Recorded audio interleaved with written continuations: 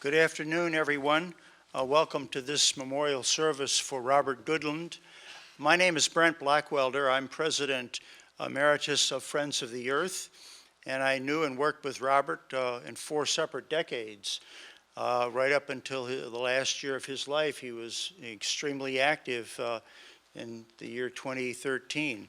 I'm going to outline the program, which is also in your brochure, which describes the highlights of Robert's life. We have a numerous number of people that wish to speak, and we will have plenty of opportunity for people to offer reflections in the second half of the program.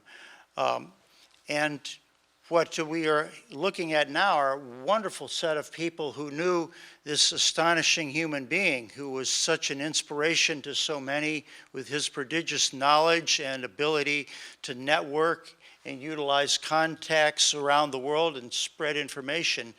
And the fact that he was such a man of integrity was really inspirational to some of us who are seeking to reform institutions.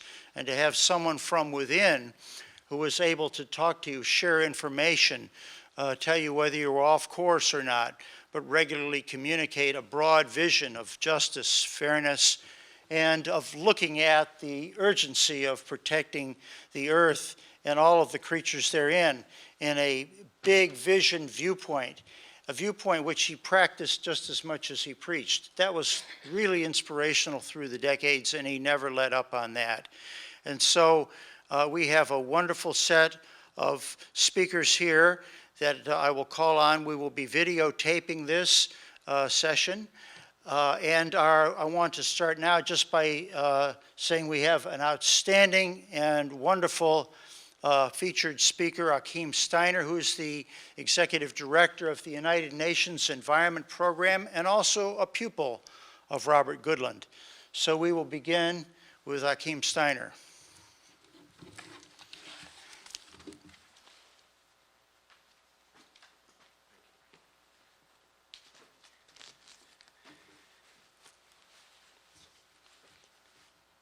Dear Yeonmin, dear Arthur, dear friends and colleagues of Robert Goodland, I was honored and touched when Yeonmin asked me whether I could join for this moment of remembering Robert's life here in Washington amongst many of his friends, peers and colleagues, and absolutely immediately said yes, I would love to be here, and it is truly a privilege to be able to join you here.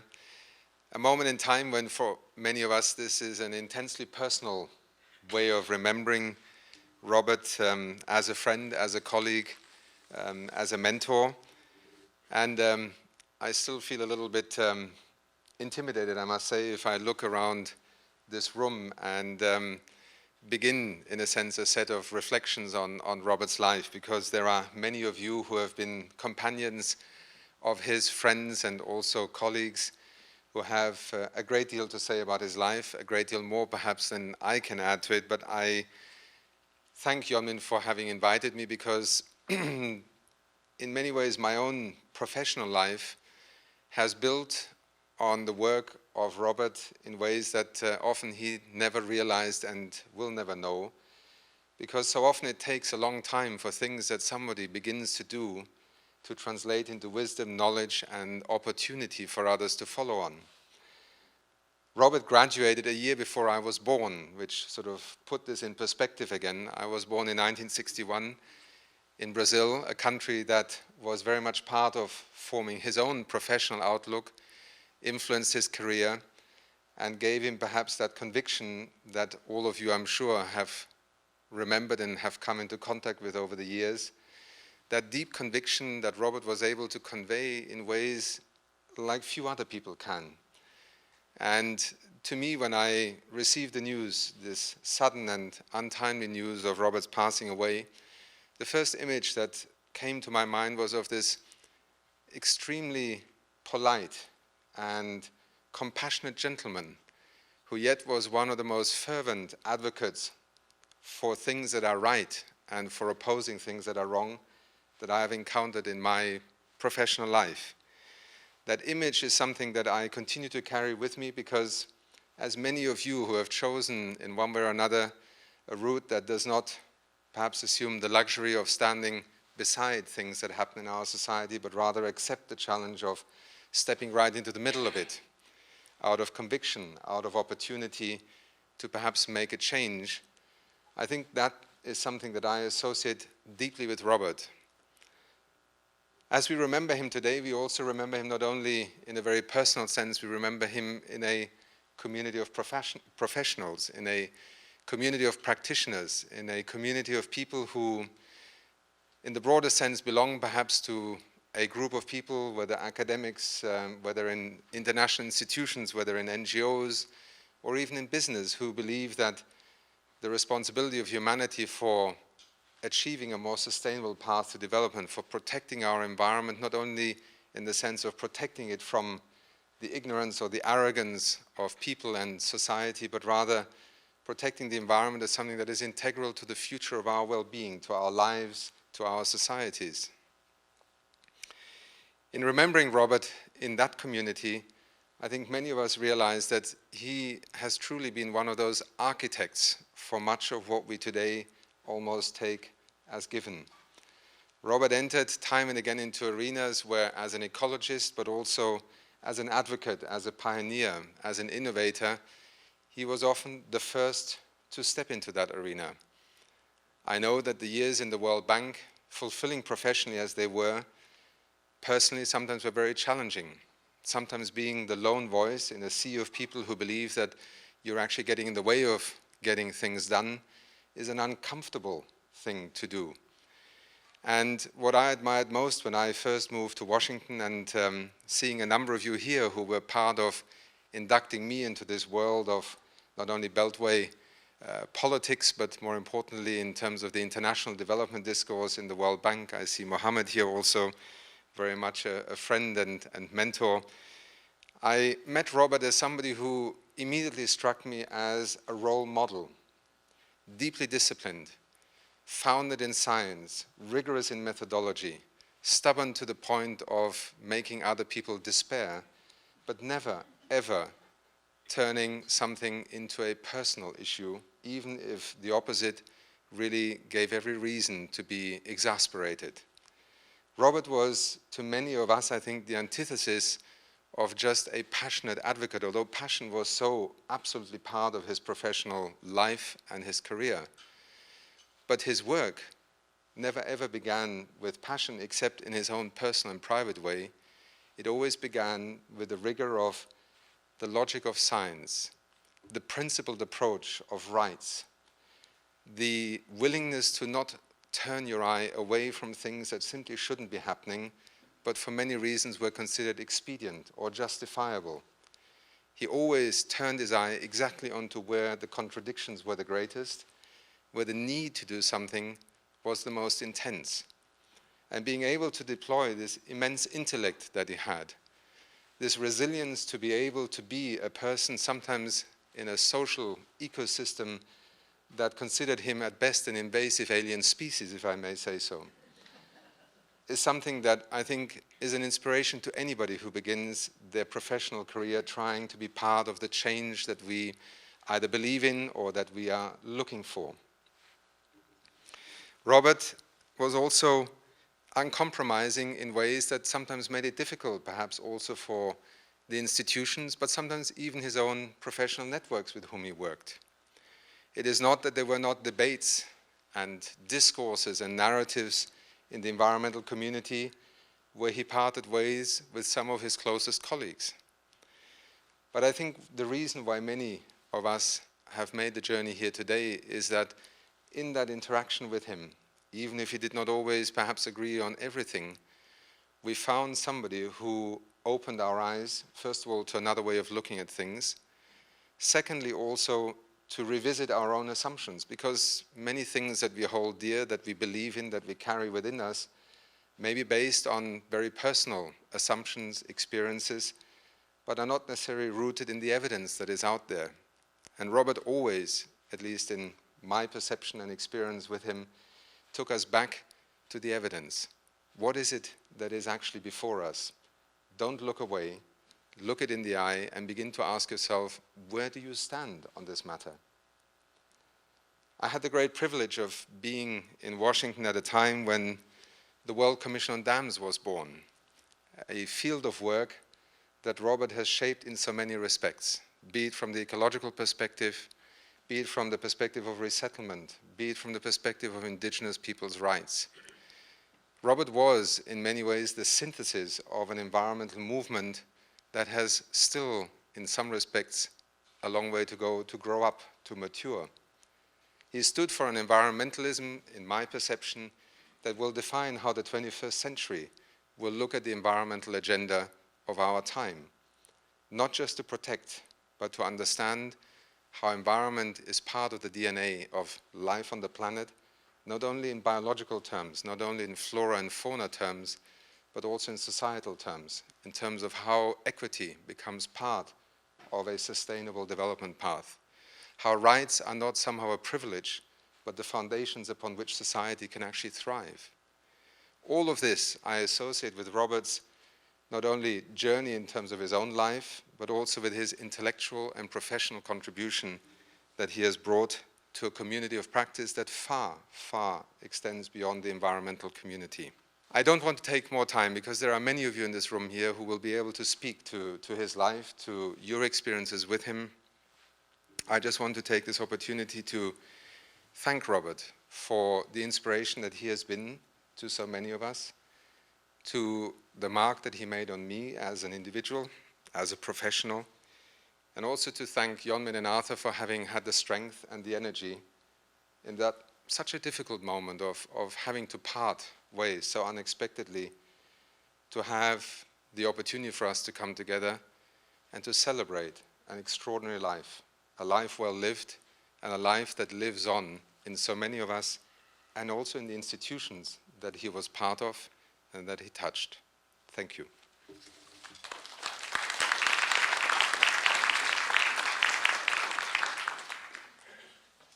We have 8 people lined up to speak, and we could probably have had almost everyone in the room lined up as an official speaker. But to avoid lengthy introductions and delays, I am not going to give any introduction, but simply ask the speakers, and they know their order, because we are taping this, to state their name and their background, because we are hoping that if this memorial service really illustrates many things that are of importance to the upcoming generation, that we will be able to use it for a purpose that serves to promote the vision that Robert Goodland had of a thriving planet teeming with life. So we will begin with Herman Daly.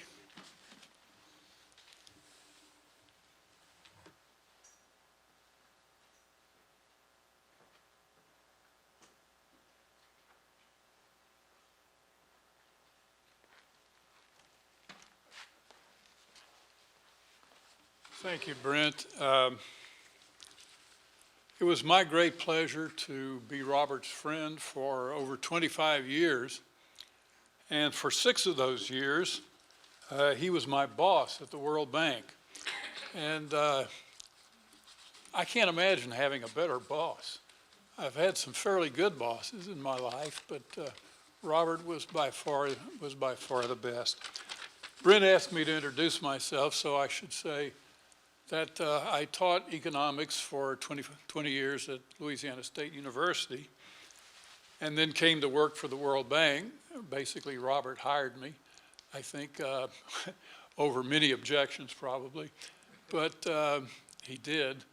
And so during that period, I worked with him, and we co-authored a number of things. And then I went back to academia, to the University of Maryland, and am now Professor Emeritus in the School of Public Policy at the university. I just want to say a few things about Robert. I had the opportunity to express my deeper feelings at his funeral, and I would like to say just a few things today.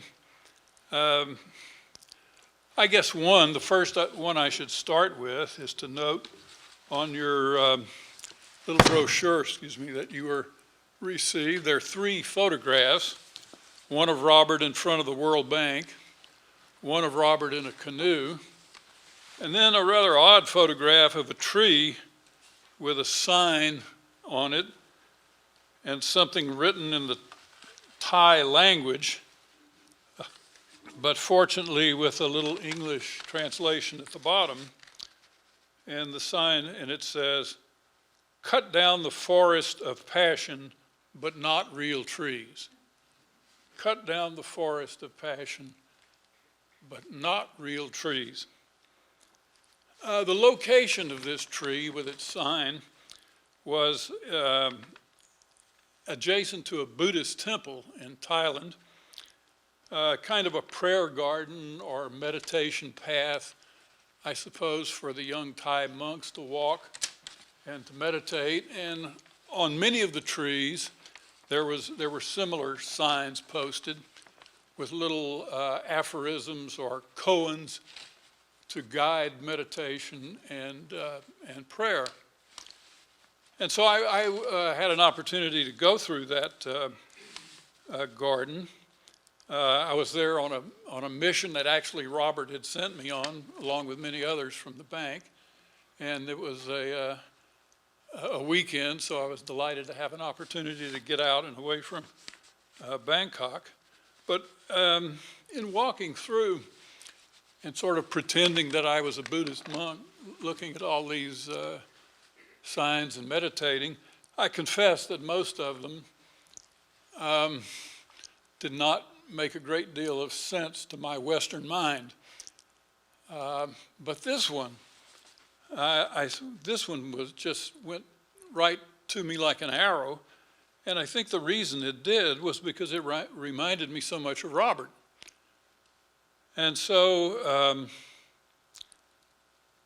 I took a picture of that sign, which is the one you see on the brochure, and brought it back. I guess it was part of my back to office report to Robert. And it just reminded me so much of Robert, that expression. And so I asked him, I gave him the photo, and I asked him what was his interpretation of that koan? What did he make of the phrase, "Cut down the forest of passion, but not real trees"? And Robert said that, he said, "I think it means learn self-control before you try to control nature. Learn self-control before you try to control nature." And I said, well, yeah, that sounds right to me. Maybe that should be written over the entrance to the World Bank. And Robert smiled and said, maybe someday, but probably a bit later on. Well, I of course had no idea that this photo would end up on such a brochure today. And evidently Robert kept the photo and liked it, and John Min discovered it and wanted to share it. So that's what I'll say on that subject. Just one more thing, and then I'll stop. But I think everyone that knows Robert, or probably everyone that'll speak of him today, and Achim Steiner mentioned it, the salient fact about Robert is that he was extremely courteous and polite. I mean, it just overwhelmed me. It wasn't phony, it wasn't superficial, it wasn't just polished, but it went quite deep, and yet it was quite remarkable. I sort of attributed that to perhaps to his British upbringing. I was born and raised in Texas, and we have not raised courtesy to quite so fine an art as Robert had. Although I must say, in defense of Texas, we do very much value good manners. In fact, good manners in Texas has a certain survival value, because if you have bad manners, you're likely to get shot. But I can imagine thinking of this, of, transferring things in time a little bit, that if my mother had known Robert, she would have told me, Herman, I'm so glad that Robert is your friend. He really has good manners, and you should try hard to be like him. Well, I will.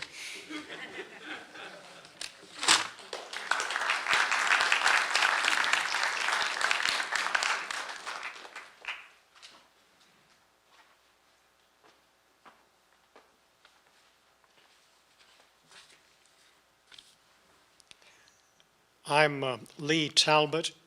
I'm on the faculty of Environmental Science and Policy at George Mason University and do a number of things for the World Bank and other governments.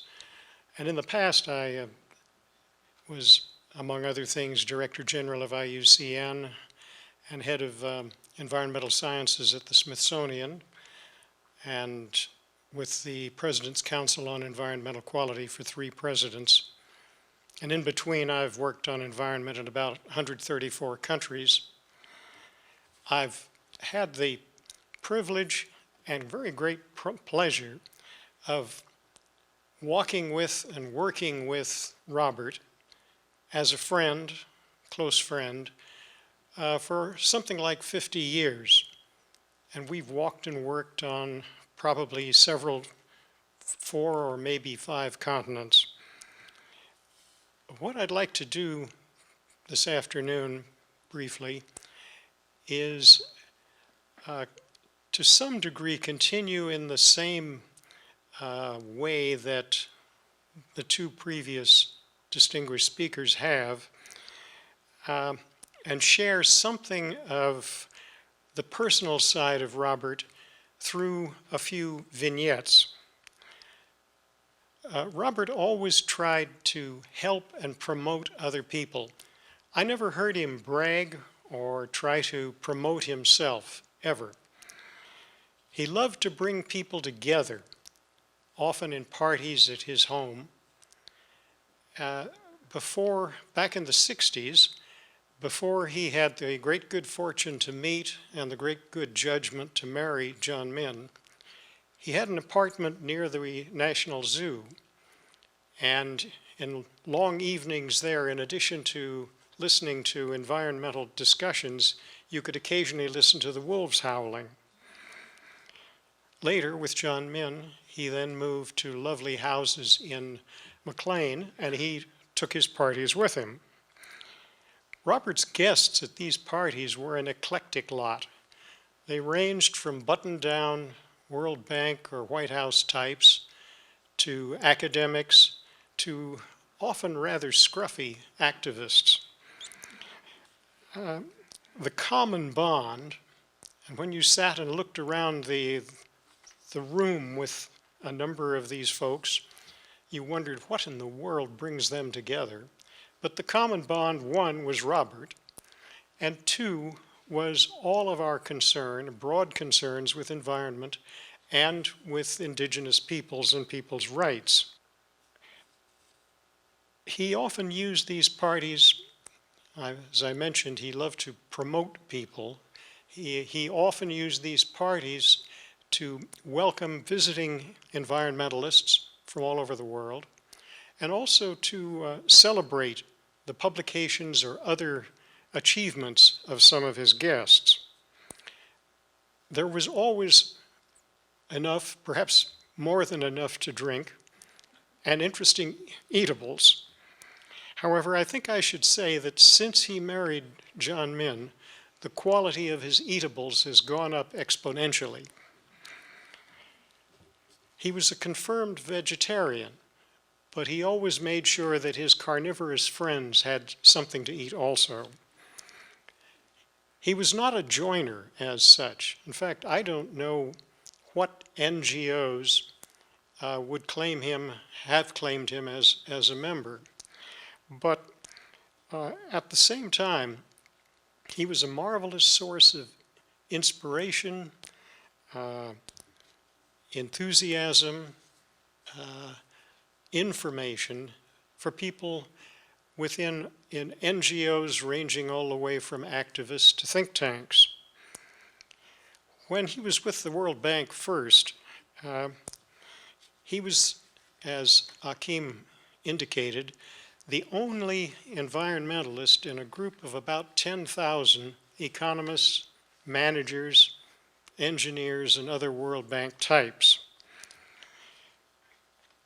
In the late 70s and early 80s, he was in the environmental office under a man who was rather difficult and whose principal interests, as far as I could see, were bureaucratic and personal politics. In spite of this challenge, Robert quietly, politely, and doggedly accomplished a number of important things during that period. But he also was an entry point in the bank for people outside who were concerned about the bank's impact on the environment or on indigenous peoples, and who had been stonewalled by virtually everybody else in the bank.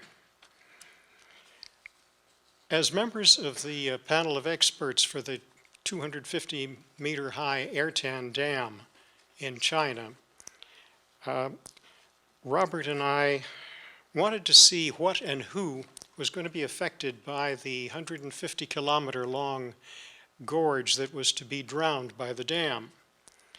The Chinese managers assured us there was nothing there, and certainly no people and none of the Li minority people.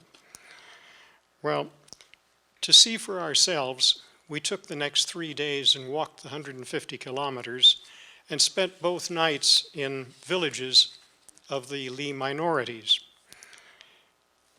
When we reported this to the Chinese managers the next day when we got back and showed them our photographs, they kept with a perfectly straight faces and said, there are no minorities in that gorge. But Robert didn't get ruffled by this, and as been pointed out, he was incredibly polite and unruffleable. Even later, when people at the World Bank did not support the information and the evidence that we provided about what the dam was going to do to indigenous people, schistosomiasis, and various other environmental disasters, they continued focusing on moving money and getting the project along. But as I mentioned, this simply didn't seem to bother Robert at all. I think he was probably the most even-tempered person I've ever met. He was extremely serious about his work, but he took great joy in life and great joy in people. He was also responsible for my joining the panel of experts for Laos' largest and most important development project. And in fact, I just returned from a mission there last night quite late. In 1997, he and I were part of a group that explored part of what is the watershed for this. It's an area in the high Annamite Mountains about the size of Delaware that's roadless, and at that time was very largely unexplored. We were dropped by helicopter at the top and then walked and rafted down. The few people we encountered in the forest were Vietic minority people, many of whom had never seen Westerners before. And they were rather small of stature. They would come to about here, to Robert's lower ribs. So I have wonderful memories, and indeed some pictures, of a group of them clustered around Robert, looking up at him. And I think To them, he must have been a remarkably friendly, genial giant. He remained unruffled when our Lao boatman managed to sink both of our Zodiac boats, so we had to swim and walk out. He also remained remarkably neat in that process. Regardless of the conditions he was in, and he and I were in some very strange conditions over the years, he always remained clean and neat. And this is sort of personified by another image I have from that trip of him sitting on a rock in the middle of the rain-swelled river, wearing his neat white bush shirt and with his hair combed quite properly. Whenever we were in a city, he would take his dirty laundry, roll it up, and walk out to find a laundry person. He didn't want to leave it with the hotel laundry. And I came to the conclusion that the reason for this was he really wanted to deal with people personally, and he also wanted to give the business directly to people he thought deserved it. He also always early in the morning would take off on long, fast walks.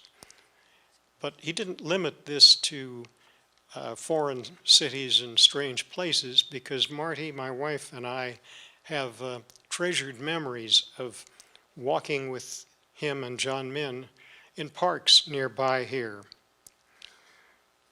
One of my proudest times was when I had the privilege and honor of presenting him with the Harold J. Coolidge Award of the IUCN.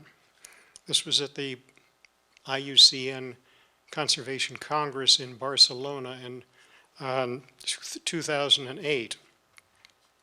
And afterwards, Robert smilingly chided me for not putting it around his neck and kissing him on both cheeks.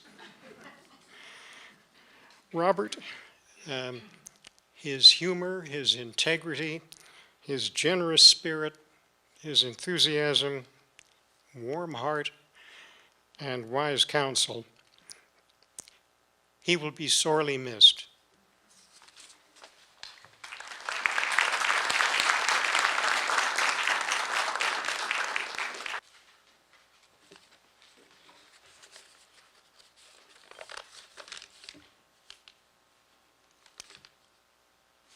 Good to be here. My name is Salah El-Sarafi.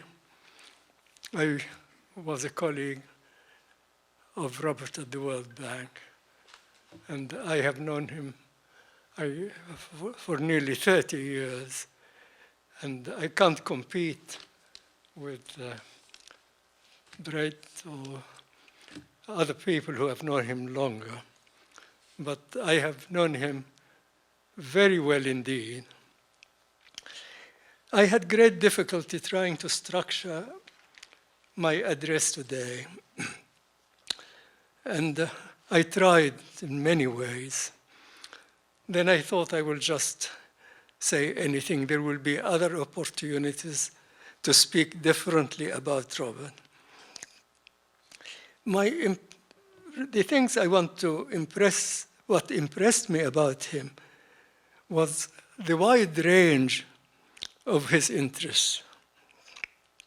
I mean, ecologically, from dams to energy, from diet to climate, from methane to carbon dioxide.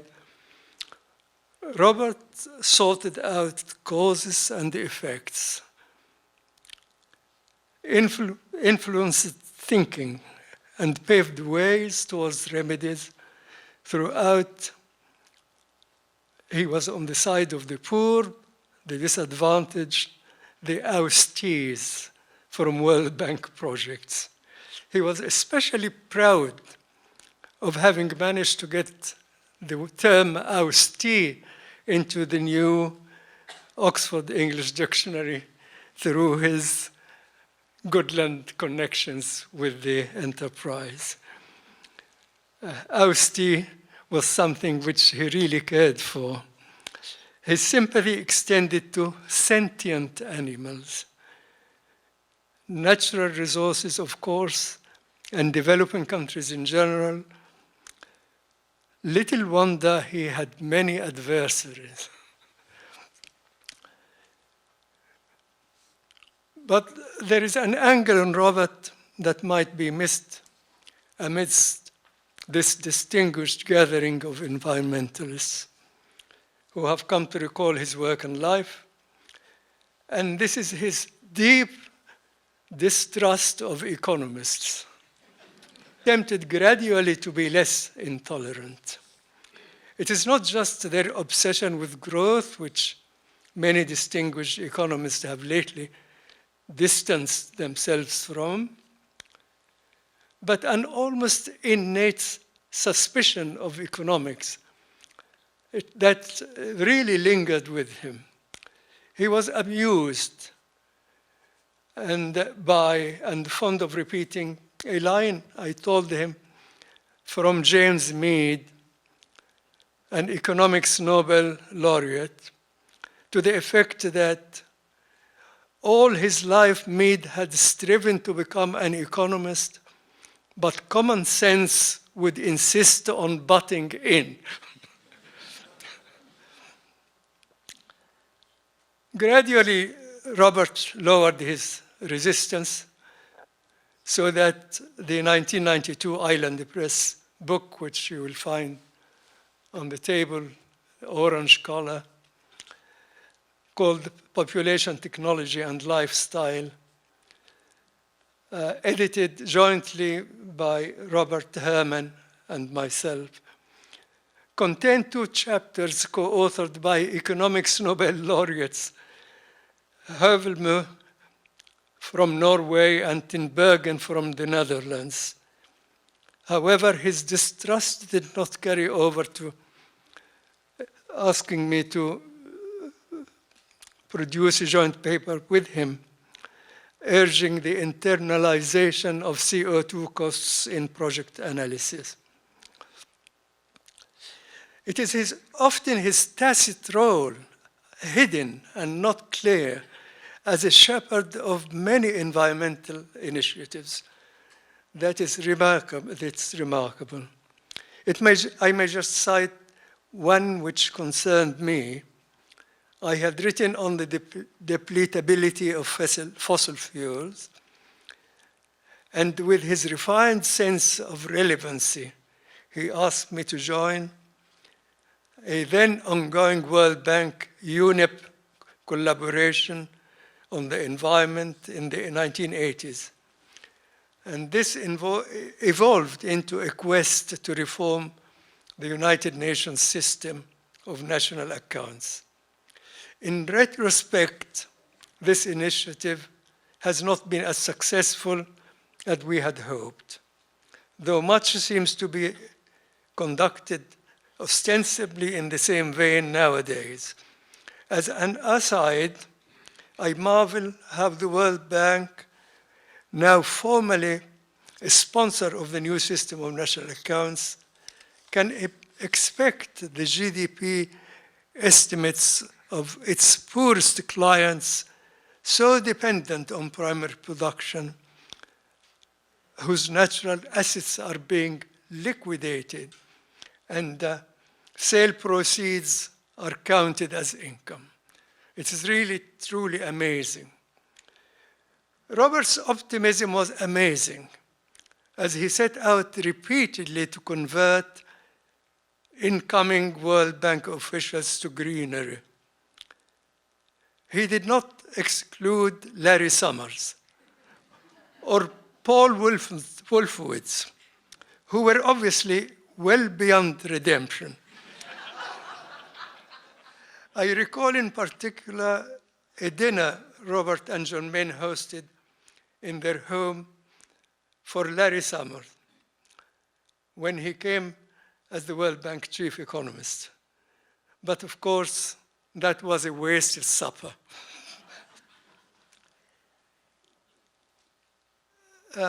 When Robert retired from the World Bank. He was, after 20 years just before he retired, after 20 years of service, we all got a clock from the World Bank, a present. And Robert's commentary was, after 20 years of slaving for the World Bank, they give you a Japanese clock guaranteed to work for 1 year. I really do not want to take much time. I can't match my previous speakers, but I mustn't end before paying tribute to the supervisors of today's event, propelled and guided by John Min and Arthur. I wish to single out, if I may, Mike Colby, who lost his own father only a few days ago, and even from New Hampshire, he continued to refine his contribution to the organization of today's gathering. Thank you very much, Mike, and thank you, Brent, and thank you all your friends who have made this occasion possible. Thanks.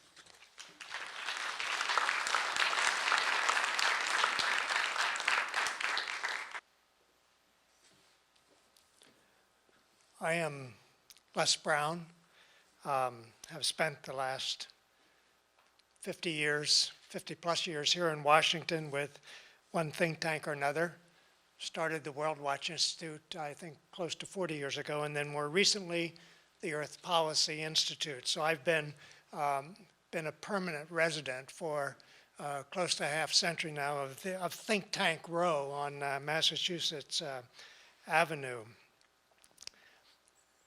I don't know who at the bank was responsible for hiring Robert as the first ecologist, but they couldn't have picked anyone who would have been more effective.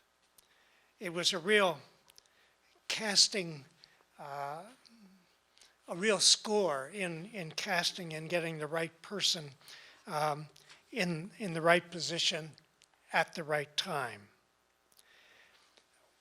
What happened when Robert started working in the bank was that suddenly life became more difficult for the economists.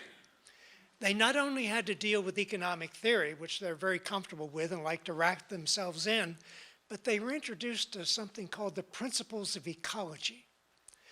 And one of the things that Robert helped us all to understand, including the economists, was that the economy, which is a man-made structure, is totally dependent on the ecosystem, on the Earth's ecosystem. Without that ecosystem, there is no economy. And it was helping to understand that relationship, I think, that was one of the important contributions that Robert made. Unlike many of you, I never actually worked with Robert. Our contact was always more social at book launchings and conferences and so forth. We never worked together, but we got to know each other well because we shared so many interests and concerns. We both were working with economists, economic policymakers, so our training was primarily, in both cases, in the natural sciences. Robert helped get economists thinking not only about the direct costs, they're easy, you can measure them in the market, but about the indirect costs associated with economic activity. He altered the way the bank does business, and I don't think today we can fully appreciate it unless you were around 30 years ago and could see the change in thinking. Today, the bank would not think about a project that didn't have an environmental assessment, an environmental impact statement. It's become part of the basic operating style. But it's not only the bank. This is true for every corporation in the United States. I don't think there's a single corporation in the Fortune 500 that does not have at least an office of the environment, an environmental office attached to the president's office. And some have whole divisions working on the environmental interaction of the corporate activities with the environment. What I don't think we realize now, because we sort of take it for granted, is the extent to which environmental concerns have been integrated into economic policy making, investment decisions. You can go down the list. It has an enormous effect on investment banks. Just one small example, investing in coal-fired power plants. I don't think you can find a large investment house in New York today on Wall Street that would loan money to build a coal-fired power plant. And it's for environmental reasons. So we have this level of awareness that we now take for granted that Robert was so instrumental in sort of launching, and particularly within the bank. And as the bank changed, we saw changes permeating the entire society.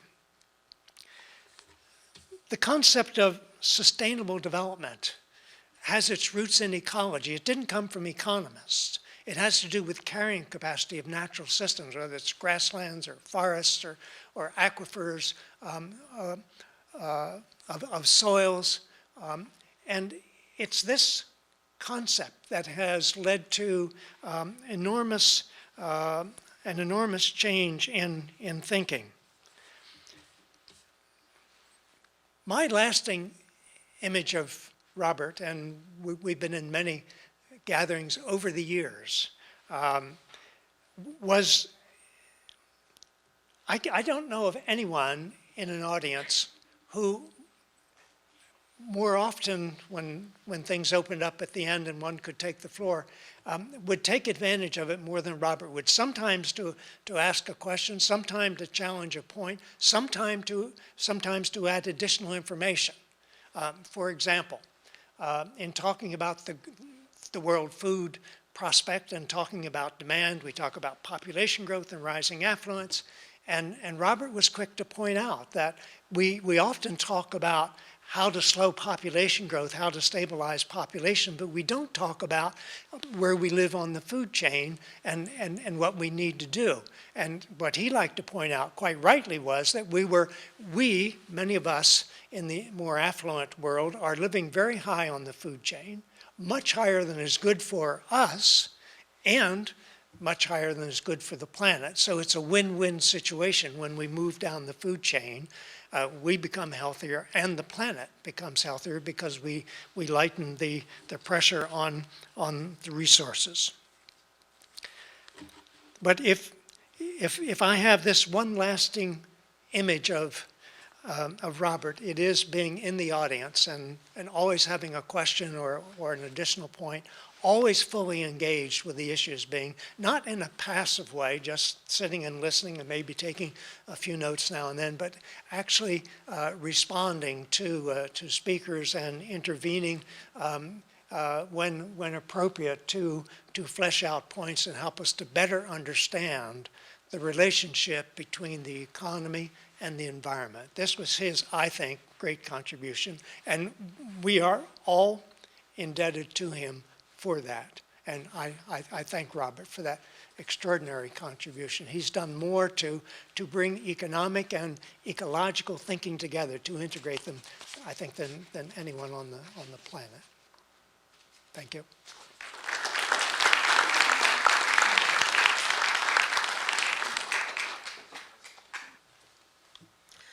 So, good afternoon, everybody. I'm Agi Kiss. I work at the World Bank in the Europe and Central Asia department, where I'm now the Regional Safeguards Advisor. And this is something that is a long progression that started with Robert, as we've already heard, and for which he is very much responsible. So, Robert, thank you for my job. I actually joined the World Bank, like many people, specifically to work with Robert. In my case, it was with Robert and also with my good friend Bernie Barretts. Robert on the green environment side, Bernie on the brown, but it was specifically to work with Robert. And I think many of the people who are ecologists or environmental specialists of one kind or another in the bank, first of all, again, we wouldn't be there if it weren't for Robert, and that means both our jobs wouldn't be there and we wouldn't have been there. We wouldn't have come probably if it weren't for Robert.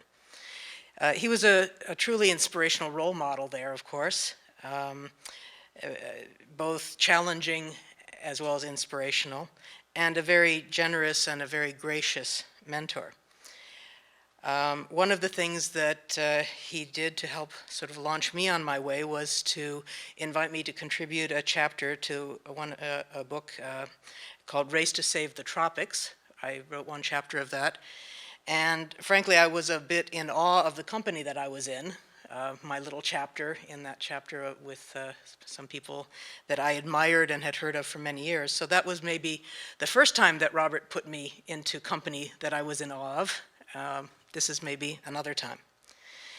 One of the things about Robert is, as a tropical ecologist, he knew all about camouflage, and he was a master of camouflage because he was a passionate environmentalist that looked exactly like a banker. And that really assisted him in working his subversive tactics within the World Bank ecosystem and changing it quite considerably. Achim mentioned invasive species. That's another way to look at it. But as we just heard from Gus Brown, he very much changed the ecosystem of the World Bank, and by extension, other multilateral development banks, private investment banks. He really was the father of the World Bank safeguard policies, and that became eventually, among other things, the Equator Principles that the private banks, some 65 or more of them around the world, use today. So we all owe him quite a lot from that. I haven't been on quite as many fascinating trips with Robert as Lee. I don't think anybody could have been. I did once have the wonderful opportunity to invite him to join me in Kenya when I was the team leader for the Protected Areas and Wildlife Services project there. And after I received a few broad hints from Robert that he would not mind joining the midterm review of that project, I said, oh, I couldn't think of anything I would enjoy more, so I did invite him. I had to give him an assignment, of course, on the team, and his assignment was to write the section on the Kenya Wildlife Service's environmental assessment capacity. He never did write that section, by the way, which was fine, because that was really more the excuse to have him along rather than really the reason to have him along. He made a lot of other wonderful contributions on that trip. It was a great pleasure to share a little bit of visiting Kenya with him. He also gave me a pair of binoculars at the end of the trip, which I still use, so it was a win-win all around. I guess other people have known Robert maybe more closely than I did in recent years. I go back with him quite a long way as well. I think the last thing I'd just like to say about him is that the amazing thing for me was the breadth of his interests and the way that his focus changed over time, or encompassed more and more topics over time, from tobacco and deforestation to climate change and livestock, and it was all there, all with the theme of lightening our footprint on the world. But no matter how the specific topics that he might be focusing on at any particular time changed, certainly his passion never changed, and his courtesy never changed. And I don't think that we're going to see anyone like him again for a very long time. Thank you, Robert.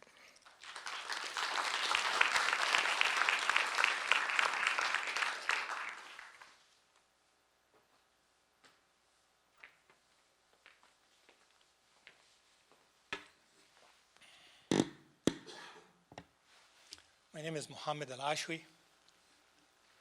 I used to be the head of the Environment Department at the World Bank, but I'm not the man, Robert's boss, that Lee Talbot was referring to. I then moved on to be the CEO and chairman of the Global Environment Facility, or the GEF, and now I serve as senior fellow with the United Nations Foundation. Knowing Robert, I can imagine him as he entered the gates of heaven, asking St. Peter if they had prepared an environmental assessment before they built the gates. To me, Robert was Mr. Environmental Assessment, now referred to as safeguards.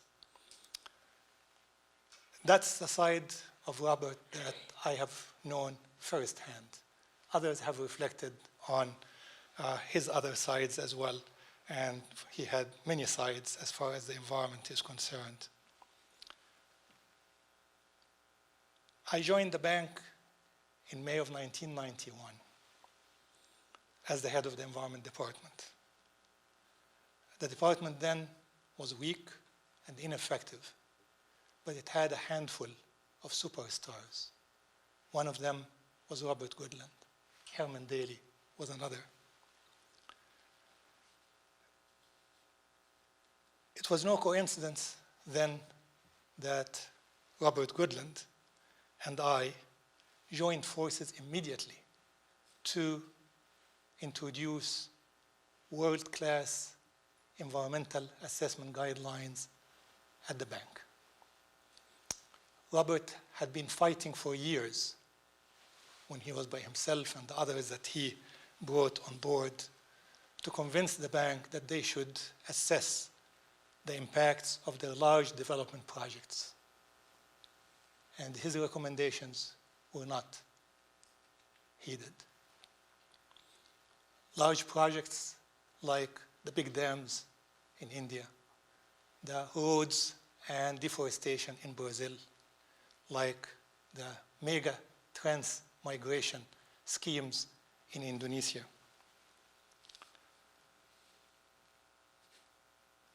We embarked on this effort and developed the first set of world-class, as I mentioned, environmental assessment guidelines that were approved by Barbara Cannibal, who was the president of the bank at that time, on August 31st, 1991. From that point on, Robert embarked on preparing training material and workshops for the World Bank people that eventually he pulled them all together in the Environmental Assessment Source Book, which became the reference guide for environmental assessment around the world. In the regional development banks, which had not adopted the same kind of guidelines that the World Bank had, and by the governments themselves. He was, in recognition of his pioneering efforts, he was elected president of the International Association for Environmental Impact Assessment and convened their annual meeting in 1992 on the bank premises, something that would not have happened 2 or 3 years earlier. On a personal level, few could match Robert's passion for nature and conservation. In fact, his fight for environmental improvement at the bank went far beyond just preparing environmental impact statements or environmental impact assessments. His vision was that the bank, with its clout and with its resources and its influence, should actually be proactively helping developing countries improve the environmental conditions in their countries and the conditions of their people, and not just a matter of safeguarding the projects that the World Bank is funding. Without a doubt, Robert Goodland was an environmental leader both inside the bank and outside the bank. He had the respect and admiration of all of those who came in contact with him. Robert Goodland will be missed sorely by all who know him, but his memory lives on. Our hearts and condolences go to Jean Min and Arthur. Thank you.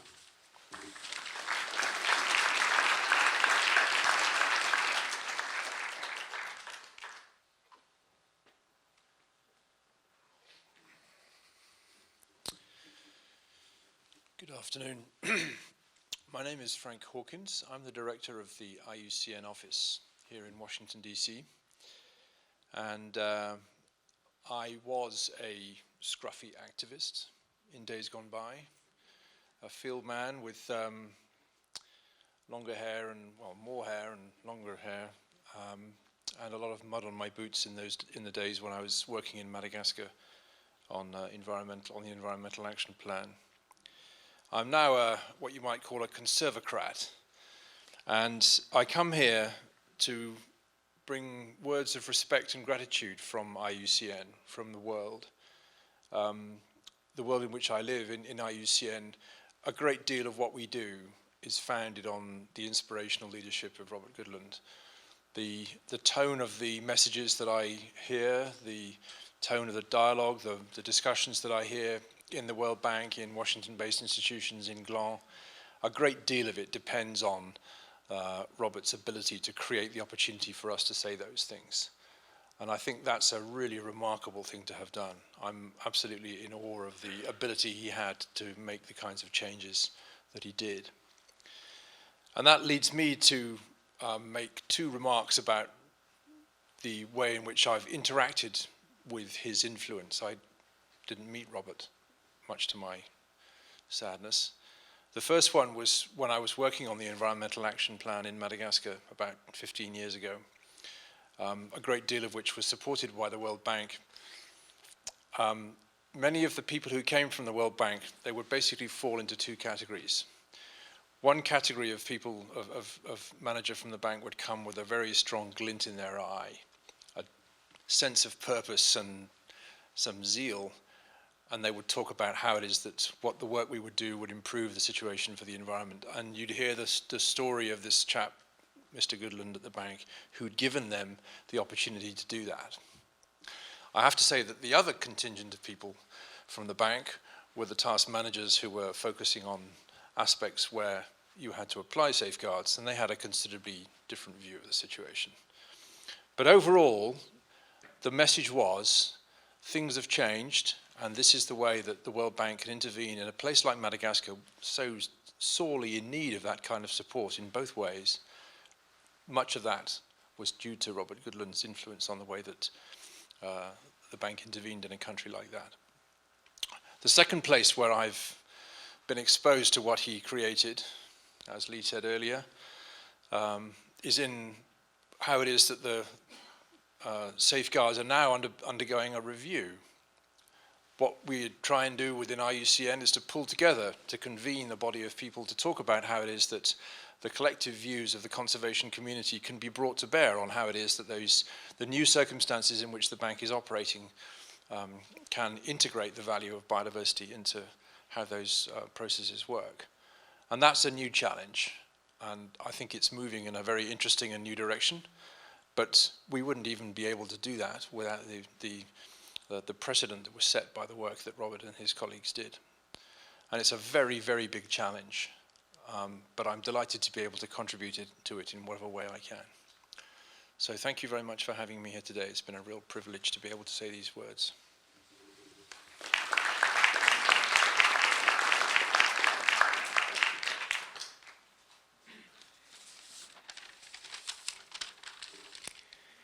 My name is Jan Post. I was hired as the second ecologist in the bank by Robert in 1987. And my first memory of Robert goes back about 30 years ago to South Korea, where I was working as a consultant in a large civil engineering project, and I managed the environmental component there. I had no idea about Robert Goodland. I've never heard of him. And when he came on supervision, I thought at the time, well, let's have some fun with this bank bureaucrat. As you have heard, he looked like one. Because the institution was causing us a hell of a lot of grief by always demanding more paper. So I arranged for the meeting to take place in an open boat, not in some meeting room, not going over papers, arguing that it was much easier for me to tell him what I was doing by showing him around. Now, this was in February in South Korea, and it was bitterly cold. And poor Robert, he almost froze to death because he had not counted on bringing his polar outfit on the mission. But unfortunately for me, to my disappointment, he didn't complain. You know, Robert, he was as stoic as can be. And he just sat there, and I looked at him, and after a while I took pity on him, and I got my neoprene diving suit out of my bag, and I probably saved his life that day from a death by freezing. Afterwards, we warmed up in a typical Korean establishment called a tabang on the heated ondol floor with lots of the local fire water called soju. And there, to my surprise, I discovered that Robert was anything but the typical World Bank bureaucrat. I thought, this guy is never going to forgive me for trying to turn him into an icicle.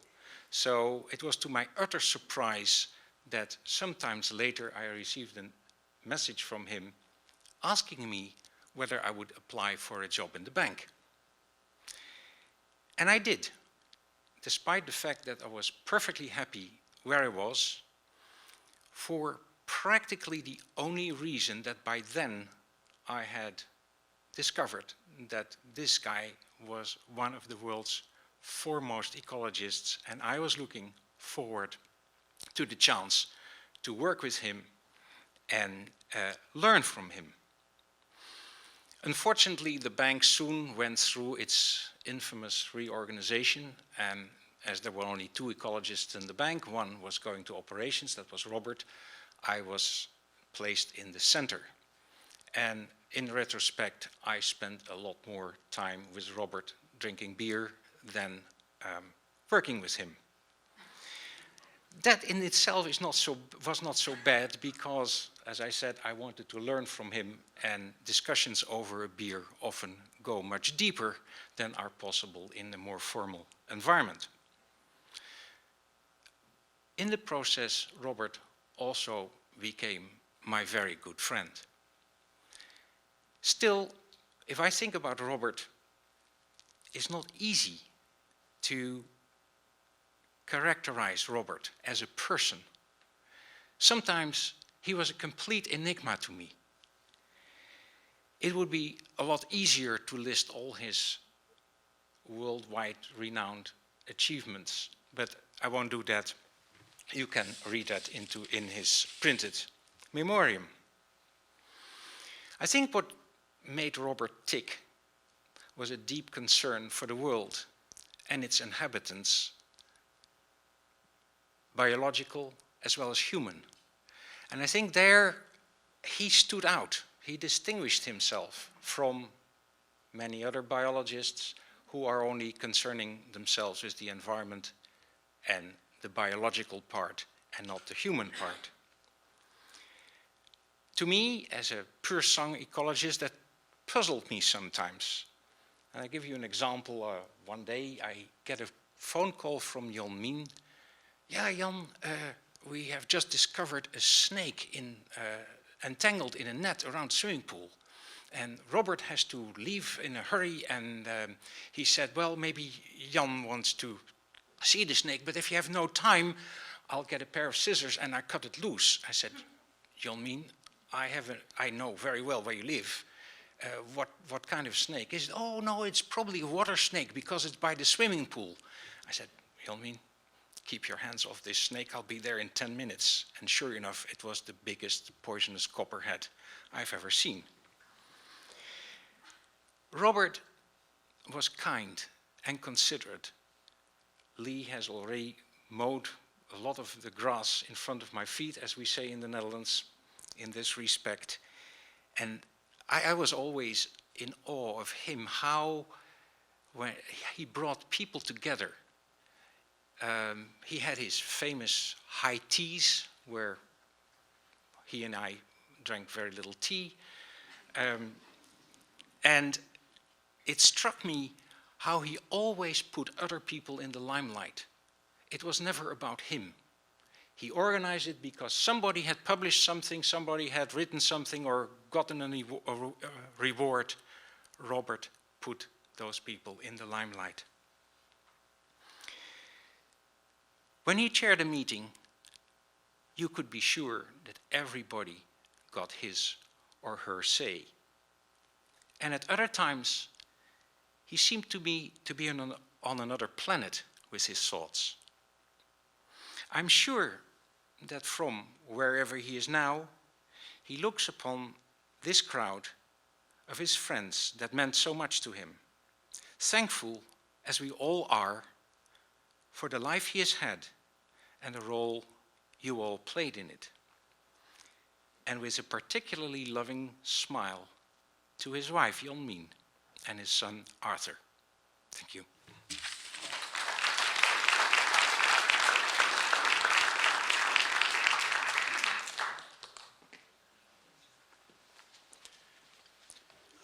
We're now at the end of our scheduled speakers, and the program calls for a couple of moments of silence, so I hope we can just for a moment or two reflect on the amazing person that was described and the power of one individual to influence so many things. And this should be a real boost in everybody's spirit that we can similarly try to do stuff that can have wide range influence that we may never ever be able to appreciate.